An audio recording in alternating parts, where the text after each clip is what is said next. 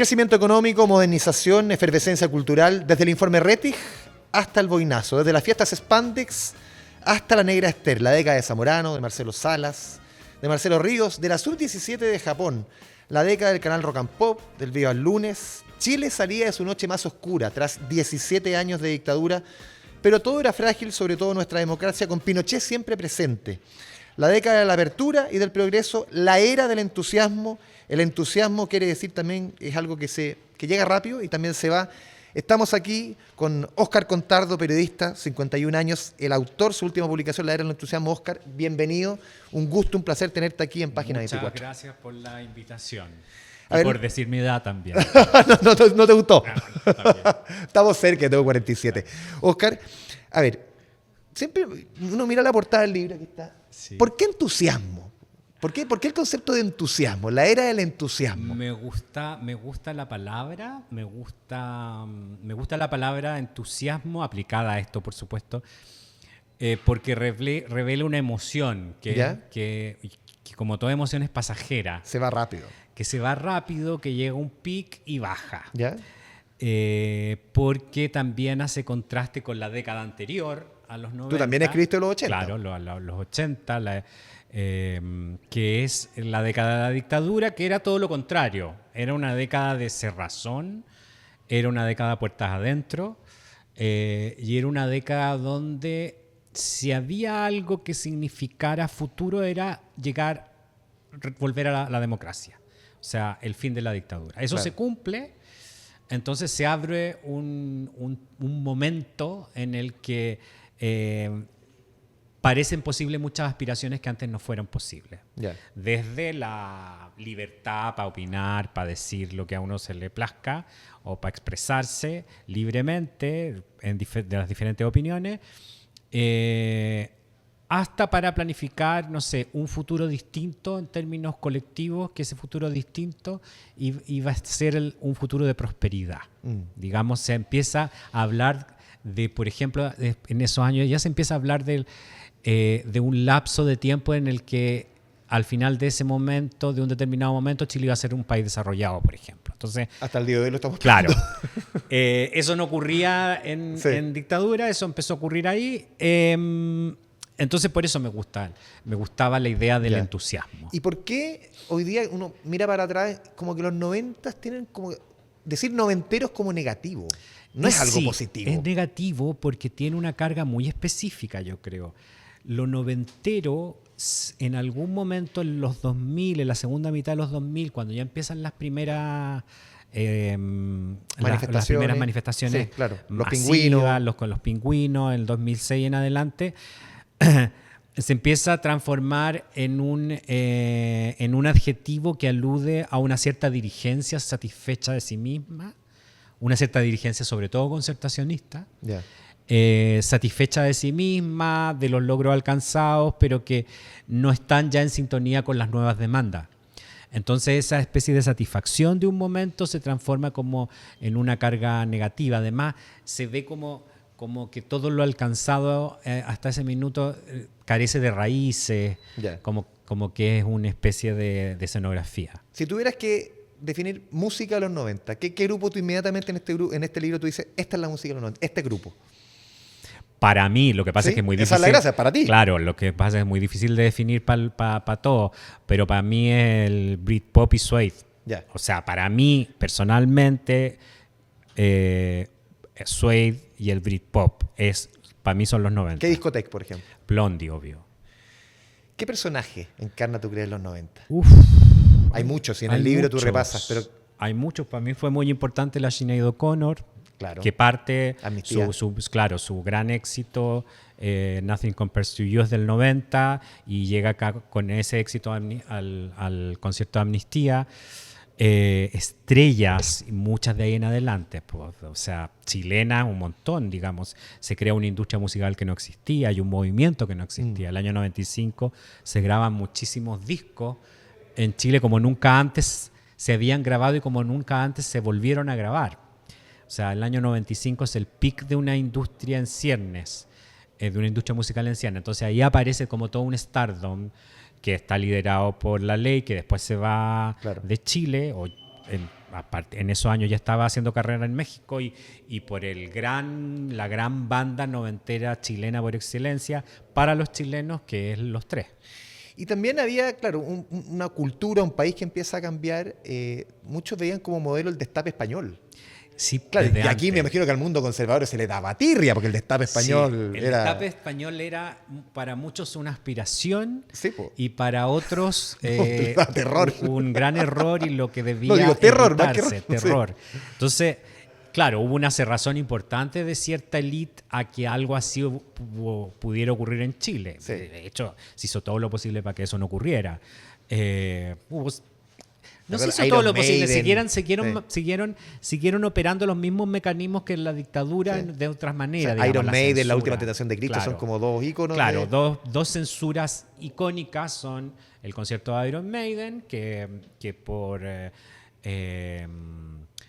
recomendación de un obispo de Jorge la Medina iglesia, Esteves. claro, no encontraron, el gobierno hizo todo para que no se encontrara recinto para que se llevara a cabo el concierto, porque según el señor obispo era satánica la banda. Bueno, algo parecido ocurrió con La Última Tentación de Cristo como película, pero hubo muchas otras películas censuradas en la época. El año 92, por ejemplo, que celebraban los 500 años del Encuentro entre Dos Mundos, que así se le llamó. Que para nosotros era el 12 de octubre, el Día de la Raza. Claro. El año 92 se había organizado un festival de cine español. Sí. Ahí se dieron cuenta que estaban censuradas muchas películas del cine español del periodo de la transición española. Entonces, y dos en particular, que eran Arrebato y Bilbao, que no pudieron... Una se pudo emitir, o sea, se pudo poner en pantalla grande, pero con una calificación para mayores de 21 años, que hasta ese año era la mayoría de edad, 21. En fin, y así muchos casos de censura directa o prohibición. O sea, de libertad había poco. Sí, la libertad era un bien ejercicio protegida. que necesitaba mucho pelearse para ganarla. Y mucha gente padeció eso. Óscar, hay un personaje que creo en el libro tú lo cuentas, que relata o que grafica muy bien, que es Faúnde, que es un comercial de los celulares. Para que tú lo expliques mejor, que es un personaje que marcó mucho, que marca un poco esta clase media o clase popular que quiere irrumpir con el consumo. Que irrumpe con el consumo. Esto es el año 98. El año 98 fue un año muy particular, clave. Es el año que se termina el entusiasmo, primero por la crisis económica que llega al tercer... La crisis asiática. Claro, la crisis asiática que llega a Chile.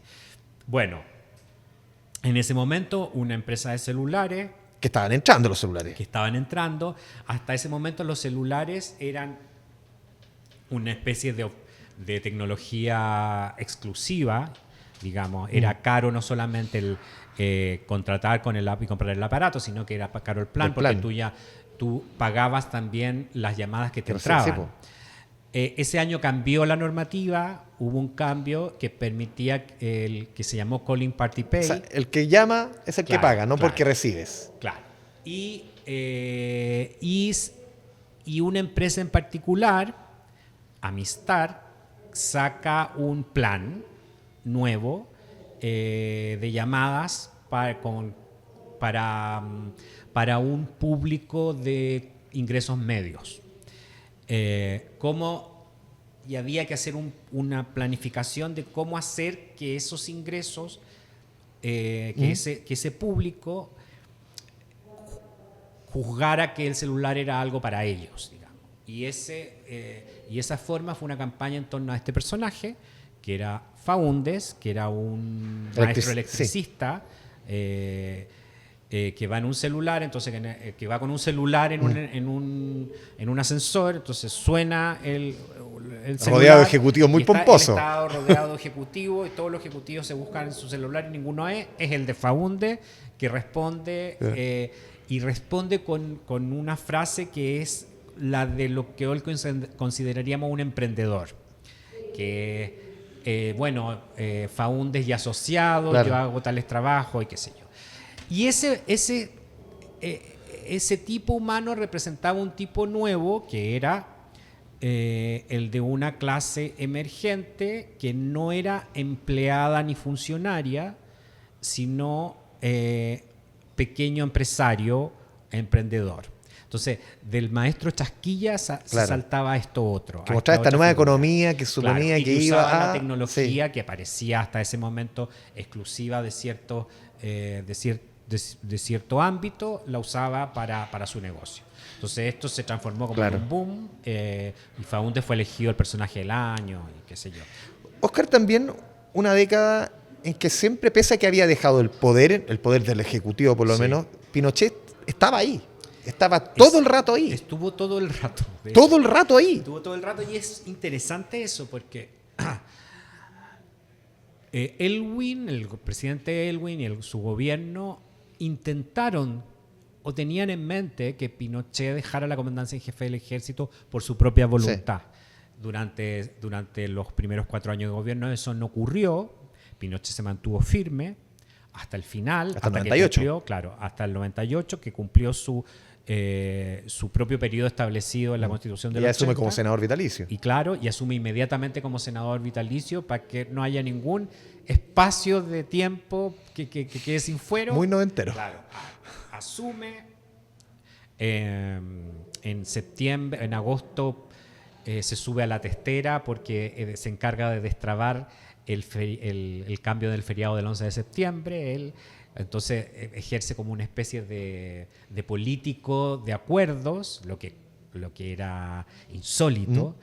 Y a fines de septiembre, después de eso, va de viaje a Londres. Se va de viaje a Londres y eso sella el destino de Pinochet. ¿Por qué? Porque hasta ese minuto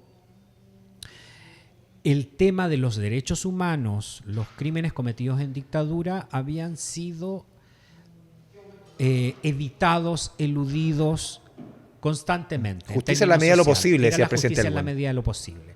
Se había hecho este reconocimiento importante, que fue un gran paso, porque había muchos sectores que no reconocían lo que había ocurrido con el informe Rettig.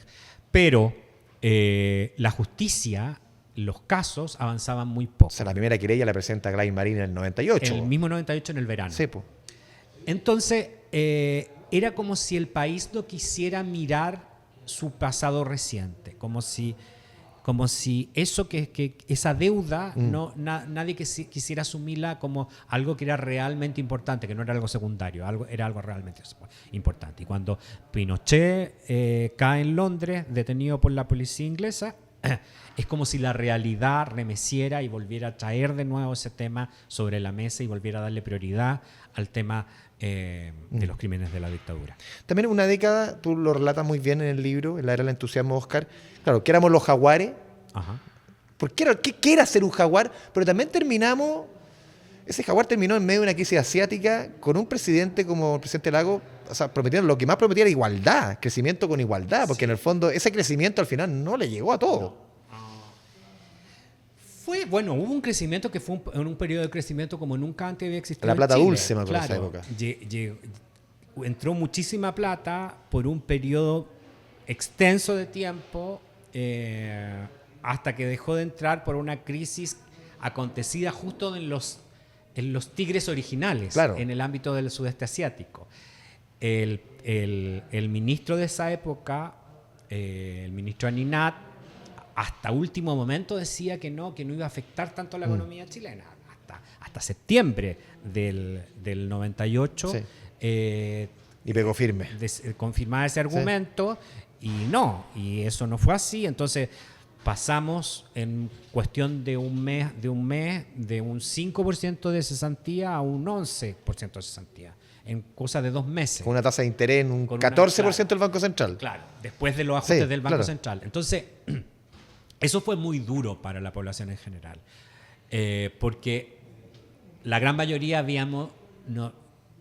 por razones lógicas, no porque nadie se estuviera inventando algo, se había montado en esta historia de que esta prosperidad nunca va a terminar. O sea, habían pasado ya 8 años. Y ese golpe afectó mucho la candidatura de Ricardo Lagos, que era el candidato natural de la Concertación, que había estado esperando su turno durante mucho tiempo, aparte. Y claro, y de hecho hubo un giro en la primera parte de la campaña y la segunda. Para la primera vuelta era una campaña mucho más enfocada en el tema de la igualdad y en la segunda vuelta fue una campaña mucho más conservadora. Y también tú marcas en el libro, que es súper interesante, Oscar, la despolitización un poco de la ciudadanía. Sí. El alejarse de la política, pese a que hemos recuperado la democracia hace poco. Ajá. O sea, nosotros crecimos en los 80, no sabíamos lo que era un diputado, lo que era un senador, lo que era una cámara, lo que era un poder legislativo, no sabíamos. Pero la gente se empieza a alejar a los pocos años. E incluso tú también lo detallas bien, un poco lo que fue la campaña de Lavín, que empieza este ecosismo, esta política, no de grandes ideas, sino que alejada, como que alejarse como de la política. solucionar cosas puntuales, muy, muy específicas. La idea del cosismo, la idea individual, de que depende de cada uno, la prosperidad, claro. Hubo una transformación bien importante. Primero hubo una desmovilización en un primer momento, digamos, asume Elwin, una desmovilización de todas esas organizaciones sociales y políticas de base. Esa desmovilización tenía un sentido, que era darle estabilidad, que nada hiciera mucho ruido en este gobierno, el de Patricio Aylwin particularmente, estoy pensando en esos primeros 4 años, que era un gobierno que enfrentaba un escenario en donde tenía muy poco poder. O sea, no tenía poder para remover a Pinochet. El poder económico estaba en otro lado y era de otro mundo. Entonces, frente a eso hubo una desmovilización general. Y después un alejamiento que fue un alejamiento que se acomodó a los tiempos, a ese momento político, les resultaba cómodo a los dos sectores ese alejamiento político, que se verificó más crudamente con que la gente joven no iba a inscribirse en los registros electorales. Entonces cada vez, por el sistema antiguo. Porque era voto obligatorio, pero inscripción voluntaria. La inscripción era voluntaria y el voto obligatorio. O sea, pero el primer paso era inscribirse. Entonces, cada vez más los jóvenes no se inscribían. Esto fue noticia muy importante en el 94 por unas parlamentarias. Y lo curioso es la forma en la que se trataba. Lo que se analizaba era por qué los jóvenes tienen ese desinterés. ¿Qué problema eran los jóvenes? Eran los jóvenes que esta generación no tiene vuelta. El Chino Río, no estoy ni ahí. Claro, Toda esa el problema era, loco, que hace la política que los aleja. Que los aleja. Entonces, es muy curioso ver cómo se tomaba ese tema. Y ese es el surgimiento de todo lo que pasa después, en las décadas siguientes. Y también surgimiento de la famosa autoflagelancia. Y lo autocomplaciente. Y ahí sale, porque se cinde un poco de esa concertación, una centroizquierda que era bastante más crítica del modelo. Sí, ahí aparecen las primeras críticas explícitas del modelo desde dentro. O sea, las primeras críticas, digamos, desde los partidos que conformaban la concertación, porque había personajes críticos desde siempre, desde fuera, pero que eran más bien marginales a ese mundo del poder o intelectuales específicos. Pero surgen este grupo que se llaman los autoflagelantes, que son los que se critican que no haya habido avances sociales más consistentes durante todo ese tiempo, y los autocomplacientes que dicen, no, bueno, esto ha funcionado bien, hagamos que funcione más y mejor y ahí se reparte más. Pero había mucha impaciencia, empiezan a tomar empiezan a capturar cierta impaciencia, pero lo curioso es que esa impaciencia no va a votar más a la izquierda, sino que vota a la derecha. O sea, con el casi triunfo de Lavín, con ese empate en primera vuelta con Lavín, se notó esa diferencia, esa diferencia en la vertiente, digamos. Sí, Oscar, tú también analizas, porque también habla mucho de los 90, lo que pasa en la televisión. En el fondo, lo que fue, lo decíamos en la presentación, el canal Rock and Pop, el Viva el Lunes o Canal 13, Nace Mega. Este canal también fue bien, o sea, este canal salió de su época quizás más oscura, donde más se utilizó como herramienta política, y hay un nuevo TVN, o sea, se refunda prácticamente. Yo creo que en términos de televisión, de lo que pasó en la como industria, en mayor medida, es como TVN representa mucho la época en general, porque pasa de ser un canal estatal controlado por el régimen a un canal autónomo que se sustenta por avisaje, con un directorio, digamos, donde están las distintas partes. Sensibilidades, Claro, sí. distintas- Muy y noventero también. todo Que muy sigue hasta el día noventero, de hoy, muy noventero. Se establece eso muy noventero que para el momento funcionó. Y una programación que tenía como un horizonte, primero, evitar tonos melancólicos o conflictivos, darle como una especie de identidad nacional a través de la televisión al país o a la ciudadanía, y entretener. Y esa programación fue súper exitosa. El show de los libros, el Mirador. Claro, ¿Cuántos una programas programación armada desde el matinal en el año 92 hasta los programas nocturnos, que funcionó muy bien, que conectó muy bien con el público de la época, y que lo hizo liderar en sintonía y tener unos índices de avisaje y por lo tanto de ingresos que le dieron una bonanza económica que perduró, digamos. Entonces, claro, TVN es, como lo conocimos, es un producto de los 90, porque los 80 era legalmente otra cosa, orientado de otra manera y con una visión una visión de lo que debería ser la televisión pública muy distinta a la que tuvo en democracia. Oscar, ¿cómo envejecieron los 90? Porque claro, uno lo trae ahora todo lo que fue el estallido, o sea, los famosos 30 años. ¿Cómo envejecieron los 90? Porque los 80 no hay que... Es un periodo conflictuado, Sí. pero yo creo que es un periodo conflictuado sobre todo para las generaciones más jóvenes. No lo entienden los 90. No, porque una de las gracias de nacer en democracia es que no te imaginas cómo es una dictadura.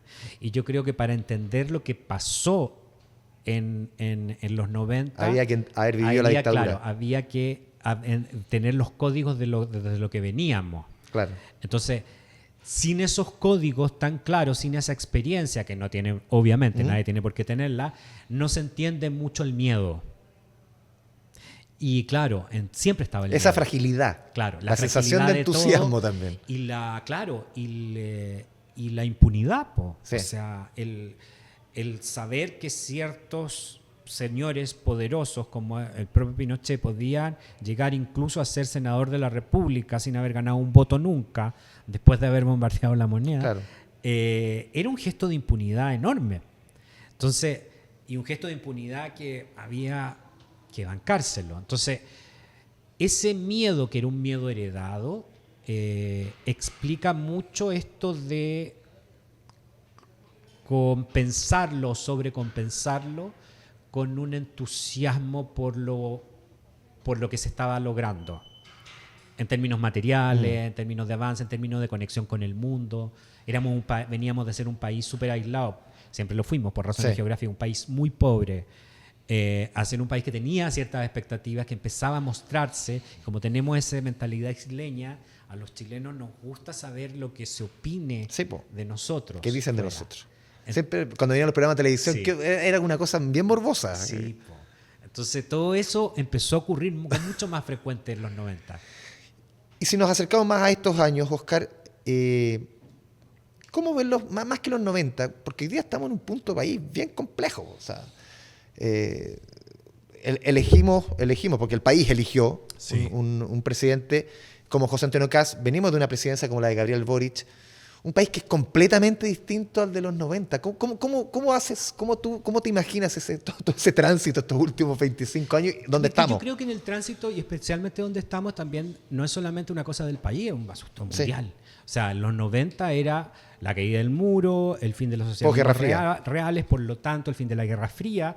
Por lo tanto, el capitalismo se presentaba como un capitalismo, el que representaba a Estados Unidos, se representaba como la única fórmula. Y era como posible, el fin de la historia, como decía Fukuyama, y no fue. Se decía. Entonces, era ese el momento internacional, digamos. Ahora estamos en un momento que, a ver, el capitalismo que se nos presenta es un capitalismo que está conquistando el mundo, el capitalismo que viene chino, de un régimen comunista, autoritario, distinto, una cultura de la que no tenemos idea.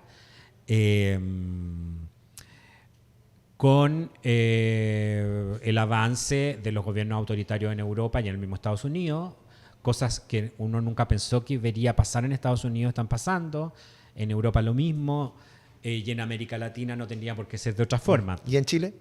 En Chile está pensando como a la medida de los chilenos. Yo creo que si uno ve, es lo mismo que la diferencia entre la mentalidad chilena y la mentalidad argentina se ve en cómo se eligen estos presidentes de estas vertientes. O sea, Milei es Argentina, lo que José Antonio Kast es a Chile, en lo que proponen, en su forma de proponer. De cómo hablan, de cómo se visten. De cómo se hablan, de cómo se visten y cómo la gente responde a ellos.